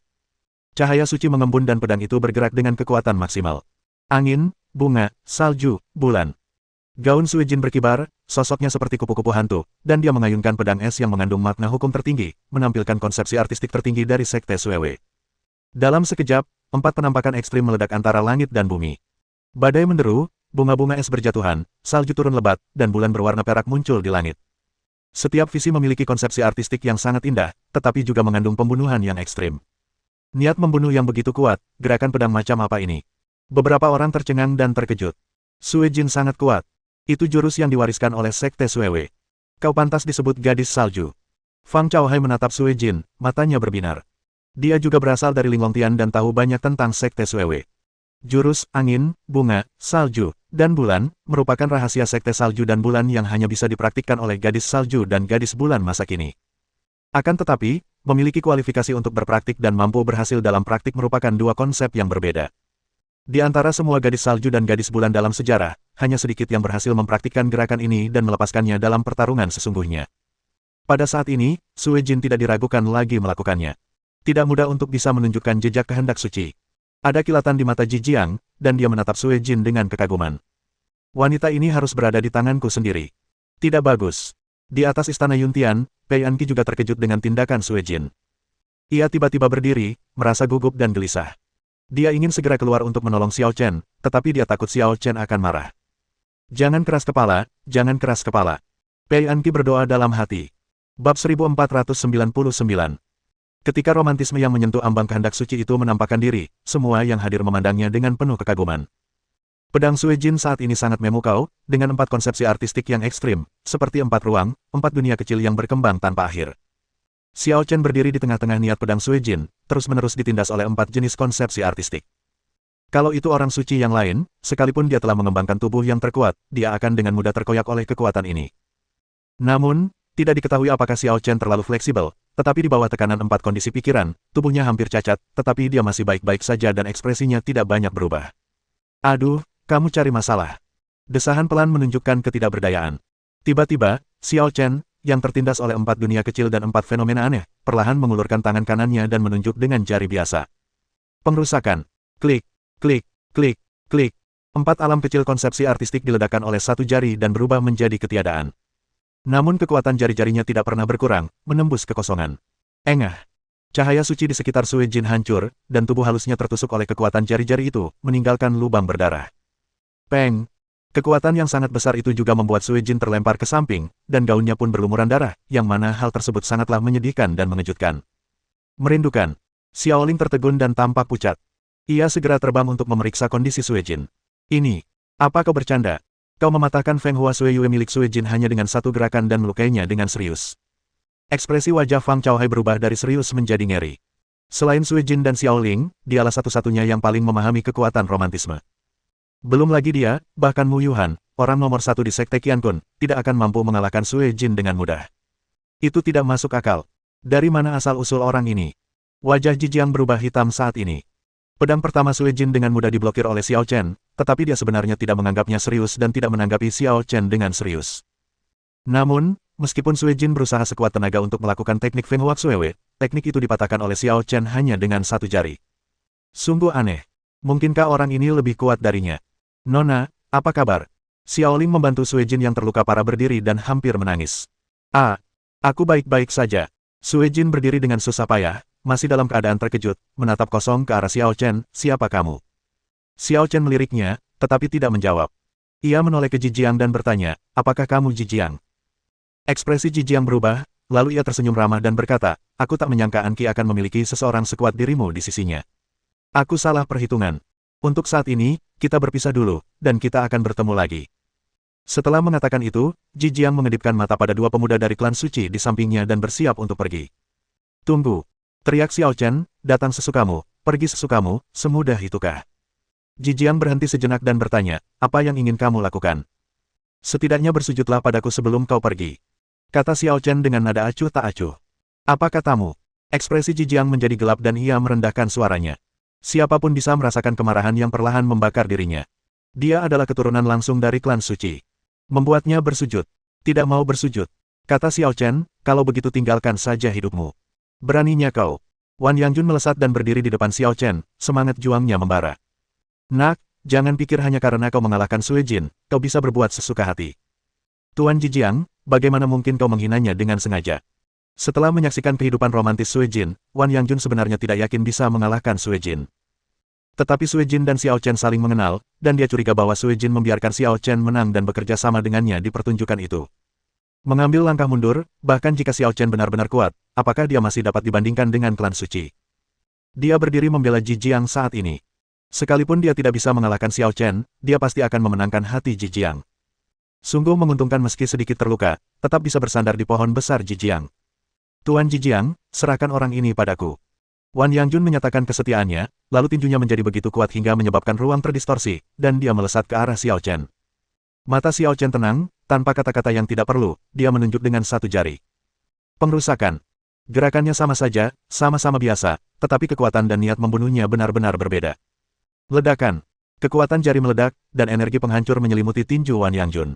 Lalu, menelannya bulat-bulat. Ah! Dengan teriakan keras, tubuh Wan Yangjun meledak di tempat, berubah menjadi kabut berdarah dan menyebar, tak satu pun tubuh yang utuh. Mati! Adegan yang menegangkan ini membuat semua orang yang hadir merasa mati rasa. Mereka bisa menebak secara kasar apa yang dipikirkan Wan Yangjun. Memang merupakan kesepakatan yang bagus untuk terluka dan menjilat Ji Jiang. Tapi saat ini, bukan masalah terluka, tapi terbunuh secara langsung. Apakah ada gunanya mencoba menjilat Ji Jiang dan klan suci ketika kau sudah kehilangan nyawamu? Dia menunjukkan belas kasihan kepadaku. Sui Jin menarik napas dalam-dalam, tidak tahu apakah harus bersyukur atau takut. Jika Xiao Chen bisa membunuh Wan Yangjun, dia juga bisa membunuhnya. Jika Xiao Chen melakukan kesalahan dalam pikirannya sebelumnya, nasibnya akan sama seperti Wan Yangjun. Sekarang giliranmu, Ji Jiang. Kematian Wan Yangjun tidak membuat Xiao Chen meradang. Ia terus menatap Ji Jiang. Anda. Ji Jiang juga sangat ketakutan saat ini. Kekuatannya jelas di atas Sui Jin dan Wan Yangjun, tetapi dia yakin tidak bisa membunuh Wan Yangjun secara instan. Aku keturunan langsung klan suci, jangan ganggu aku. Ji Jiang mencoba memanfaatkan klan suci untuk menekan Xiao Chen dan memulihkan martabatnya. Akan tetapi, satu-satunya jawaban yang didapatnya hanyalah tawa mengejek. Tiba-tiba, Xiao Chen menghilang dari posisi aslinya dan muncul di atas kepala Ji Jiang dalam sekejap, menebas dengan pedang. Ji Jiang merasakan ancaman mematikan, ekspresinya berubah drastis, dan dia segera mengeluarkan senjata ajaib kelahirannya. Altar 7 harta karun. Menabrak. 7 arus udara berkumpul di ruangan itu, memantulkan bentuk altar mini. Altar itu dipenuhi dengan cahaya-cahaya aneh, cemerlang dan menyilaukan, seolah-olah hukum reinkarnasi sedang berlaku, dan kehidupan dan kematian silih berganti. Xiao Chen menebas dengan pedangnya, dan meskipun pedang itu dapat membunuh dewa dan hantu, sebagian besar kerusakannya dialihkan saat mengenai altar. Peng! Ji Jiang terpental oleh sisa kekuatan pedang dan terus-menerus muntah darah. Bagaimana mungkin benda suci itu tidak dapat menutupi semua kerusakan? Ji Jiang terkejut dan jiwanya dipenuhi rasa takut. Berjalan. Ia tak peduli dengan luka-lukanya dan tak berani tinggal lebih lama lagi. Ia berbalik dan berubah menjadi aliran cahaya, menghilang ke kejauhan. Xiao Chen memperhatikan kepergiannya, tetapi tidak mengejarnya. Sebaliknya, ia mengulurkan tangan dan meraih altar 7 harta karun. Lumayan untuk menghalangi seranganku. Xiao Chen memandang altar 7 harta karun berulang kali dan merasa sangat terkesan. Kemungkinan besar ini adalah harta karun klan suci, yang terdiri dari 7 aliran udara, energi vital, energi mati, energi iblis, energi jahat, energi suci, energi chaos, dan energi misterius. Harta karun ini juga terjalin dengan hukum reinkarnasi, yang memungkinkan orang untuk terlahir kembali dari kematian di saat-saat paling berbahaya.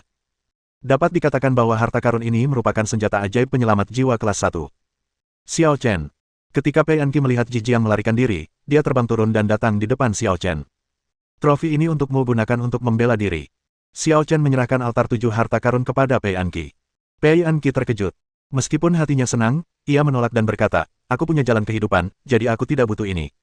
Simpan saja sendiri. Xiao Chen memikirkannya, tidak memaksa, dan menyimpannya sendiri. Ji Jiang telah melarikan diri. Aku khawatir dia akan pergi ke klan suci untuk meminta bantuan. Kita harus pergi lebih awal. Kata Pei Anqi. Apa gunanya pergi? Xiao Chen menggelengkan kepalanya dan berkata, masalah ini belum selesai, dia tidak bisa melarikan diri. Bab 1500. Apa lagi yang ingin kamu lakukan? Pei Anqi merasa sedikit pusing. Apa yang dilakukan Xiao Chen hari ini sudah cukup menggemparkan. Dia mengalahkan gadis salju dari Sekte Suewe, membunuh Wan Yangjun, jenius teratas Pavilion Leyin, dan melukai Ji Jiang, keturunan langsung klan suci. Jika ini sampai terbongkar, nama Xiao Chen pasti akan dikenal di seluruh 9 langit tengah. Pada saat ini, Anda harus menjauh dari pusat perhatian. Sekte Suewe dan Pavilion Leyin tidak jauh satu sama lain, jadi mari kita kesampingkan itu untuk saat ini, tetapi klan suci berada tepat di dalam wilayah Daluotian. Begitu Ji Jiang kembali ke klan suci, dia pasti tidak akan melepaskannya dan akan membalas dendam. Tidak peduli seberapa kuat Xiao Chen, bagaimana dia bisa melawan klan suci sendirian. Yang ingin kulakukan sederhana saja. Kata Xiao Chen. Aku tidak akan mengejar yang lain, tapi Ji Jiang dan gurunya sudah terlalu sering menindasmu. Kalau aku tidak berurusan dengan mereka, aku akan merasa tidak adil. Alasan mengapa tidak ada yang terburu-buru untuk membunuh Ji Jiang adalah karena Master Ji Jiang belum muncul. Pelaku dari insiden ini adalah Master Ji Jiang, dan tidak ada seorang pun yang dapat lolos dari hukumannya. Bagaimanapun, masalah ini belum selesai, jadi sebaiknya kita selesaikan bersama-sama pada saatnya nanti. Tuan Ji Jiang adalah tetua suci dari klan suci. Kultivasinya tidak setingkat dengan kami, anak-anak muda. Pei Anqi berkata dengan cemas, sebelum klan suci menyatakan diri sebagai orang suci, beliau sudah menjadi orang suci, dan sangat kuat. Jangan khawatir, aku tahu apa yang harus dilakukan. Xiao Chen memberi isyarat agar semuanya diserahkan padanya. Sementara keduanya berbincang, orang-orang lainnya hampir lari terbirit-birit. Namun Sui Jin dan Xiao Ling tidak pergi, dan berjalan menuju Xiao Chen.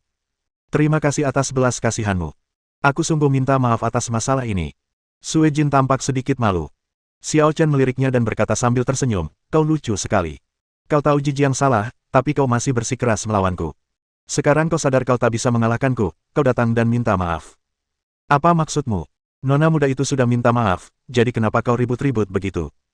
Kata Xiao Ling dengan nada kesal, sebagai pria dewasa, tidak bisakah kau bersikap lebih anggun? Kalau aku tidak punya sopan santun, apa menurutmu nona mudamu masih bisa berdiri di sini dan berbicara? Tanya Xiao Chen. Anda, Xiao Ling, jangan kasar. Sui Jin menghentikan Xiao Ling dan menghela napas, aku tahu meminta maaf sekarang tidak ada gunanya. Tapi bagaimanapun juga, aku ingin mengingatkanmu bahwa klan Sein begitu kuat hingga tak seorang pun bisa membayangkannya. Jijiang tidak akan membiarkan masalah ini begitu saja. Setelah mengatakan itu, dia menatap Xiao Chen dengan serius beberapa kali lagi, dan mendapati Xiao Chen tampak acuh tak acuh. Sui Jin membungkuk dalam diam, lalu pergi bersama Xiao Ling. Apa hubunganmu dengan gadis salju yang terkenal dari Sekte Suewe? Tanya Pei Anqi dengan nada ambigu. Daluotian tertutup bagi dunia luar, jadi aku mengikutinya ke Daluotian. Xiao Chen mengangkat bahu dan berkata, itu saja. Oh. Pei Anqi mengangguk dan bertanya, lalu apa selanjutnya? Kau tetap di sini, kata Xiao Chen. Pei Anqi terkejut. Aku akan tetap di sini, bagaimana denganmu? Tentu saja aku harus pergi ke klan suci, kata Xiao Chen. Tidak, kamu tidak bisa pergi. Kata Pei Anqi, jika kamu harus pergi, bawalah aku bersamamu. Jangan ribut. Aku bisa datang dan pergi sendiri dengan bebas, tapi aku tidak bisa menjamin itu denganmu. Xiao Chen menepuk bahu Pei Anqi, tenanglah di sini. Aku akan kembali segera setelah selesai. Setelah berkata demikian, Xiao Chen terbang menjauh. Pei Anqi tidak berdaya, dan dengan lambaian lengan bajunya, kekuatan suci itu pun sirna. Desir, desir, dua sosok gelap muncul dan berlutut di depannya. Bagaimanapun, dia telah berkuasa selama beberapa tahun dan telah membangun kekuatannya sendiri. Fakta bahwa istana itu tampak kosong tidak berarti istana itu tidak memiliki pertahanan sama sekali. Sampaikan perintah ini, segera tutup kota kekaisaran, aktifkan formasi pelindung, dan larang siapapun masuk atau keluar. Jika Xiao Chen kembali, dia bisa menyelinap masuk secara diam-diam, dan tidak ada formasi atau penghalang yang dapat menghentikannya, jadi tidak perlu instruksi khusus. Ya, Tuan. Kedua bayangan gelap itu menanggapi dengan hormat lalu menghilang. Xiao Chen telah meninggalkan auranya pada Jijiang, jadi mudah untuk melacaknya. Meskipun Jijiang telah melakukan perjalanan jauh di depan, Xiao Chen kebetulan menyusulnya ketika dia tiba di klan suci. Tentu saja, tidak mungkin Jijiang bisa menemukan Xiao Chen.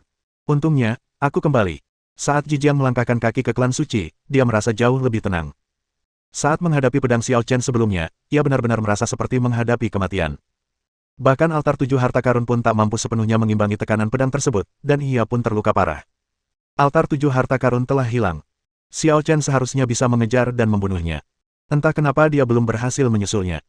Namun, tidak peduli apapun yang direncanakan Xiao Chen, selama dia memasuki wilayah klan suci, dia akan benar-benar aman. Memikirkan hal ini, Jijiang mengeluarkan jimat, menyalakannya, melemparkannya ke udara, lalu terbang menuju gunung tempat gurunya berada. Begitu dia tiba, seorang wanita tua dengan kulit keriput dan wajah mengerikan keluar. Jijiang, kau sudah di depan pintu, kenapa kau tidak langsung datang menemuiku? Untuk apa membuang-buang jimat? Tegur wanita tua itu, tampak sangat kesal. Tuan, ini benar-benar mendesak. Jijiang terengah-engah, tampak cemas dan panik. Wanita tua itu sangat cerdik. Ia menyipitkan matanya dan bertanya, kau terluka parah. Apa ada yang salah dengan urusanmu dengan Pei Anqi? Ya, kau benar-benar pecundang. Aku sudah memberimu begitu banyak sumber daya dan bantuan, tapi kau bahkan tidak bisa mengalahkan Pei Anqi. Kata wanita tua itu dengan marah. Tuan, ini bukan salahku. Pei Anqi menemukan penolong yang sangat tangguh. Aku tak bisa mengalahkannya. Kata Jijiang, aku berani bertaruh bahwa bahkan di antara generasi muda klan suci kita, tak lebih dari 3 orang yang bisa mengalahkannya. Oh, wanita tua itu tampak terkejut saat mendengar ini. Klan suci telah diwariskan selama miliaran tahun, dan ada lebih dari 3 putra suci dan putri suci, dan banyak sekali jenius dengan berbagai bakat fisik yang tidak normal. Meskipun Jijiang merupakan keturunan langsung, ia tidak dapat digolongkan sebagai generasi muda. Sekarang Jijiang mengatakan bahwa Pei Anqi telah mengundang seorang pembantu yang kekuatannya bisa masuk dalam 3 besar generasi muda klan suci. Bagaimana mungkin dia tidak terkejut? Dia bahkan curiga bahwa Jijiang melebih-lebihkan untuk menutupi kesalahannya sendiri. Tuan, apa yang kukatakan benar sekali. Bahkan altar 7 harta karun pun tak mampu sepenuhnya menahan serangannya. Kata Jijiang. Mustahil. Bantah wanita tua itu langsung. Begitu altar 7 harta karun diaktifkan, setidaknya bisa menangkal 90% seranganku. Apa kau bilang kekuatan orang itu setara denganku? Ini. Seharusnya tidak terjadi, tapi dia sangat kuat, tak terlukiskan. Kata Ji Jiang. Baiklah, aku terlalu malas mendengarkan omong kosongmu. Wanita tua itu selalu berpikir Ji Jiang melebih-lebihkan fakta, dan berkata dengan tidak sabar, jangan khawatirkan urusan Pei Anqi, aku akan mengurusnya sendiri. Tuan, Anda tidak mengerti betapa seriusnya masalah ini. Masalahnya sekarang bukan pada Pei Anqi, tapi pada anak bernama Xiao Chen itu. Kata Ji Jiang cemas. Wanita tua itu meliriknya dengan dingin. Aku tidak mengerti apa yang kau pikirkan. Kau hanya kesal, dan kau ingin aku membalaskan dendammu. Ini. Ji Jiang terdiam. Jangan khawatir. Ketika seorang murid diganggu, gurulah yang bertanggung jawab untuk turun tangan. Tapi aku tidak bisa melakukannya beberapa hari ini. Upacara pengorbanan akan segera dimulai. Para leluhur, pemimpin klan, putra suci, dan putri suci semuanya telah keluar dari pengasingan untuk bersiap. Aku tidak bisa pergi. Bersambung.